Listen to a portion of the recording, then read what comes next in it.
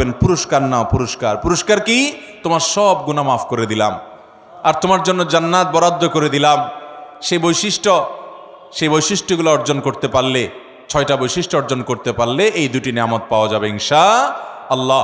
তার ভিতরে 3 নম্বর বৈশিষ্ট্য হলো ওয়াল আফিনা আনিন নাস, মানুষকে ক্ষমা করতে জানতে হবে।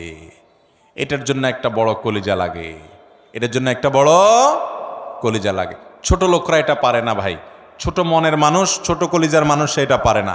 কি আমার সাথে এমন কথা বলল, এত বড় সাহস, এটা জীবনে ভোলা যায় না, আমি এটা কোনোভাবে বলতে পারবো না, না এটা আমার চোখের সামনে যেন না আসে। ঠিক আছে, রাগ যখন ওঠে, মাথা যখন হট মেজাজ হয়, তখন আপনার 1 দিন 2 দিন 3 দিন পর্যন্ত এরকম থাকতে পারে। শরীয়ত আপনাকে এতটুকু অনুমোদন করে, ঠিক আছে, রাগের চোটে মাথা গরম হয়ে 3 দিন আপনি এটা করতে পারেন।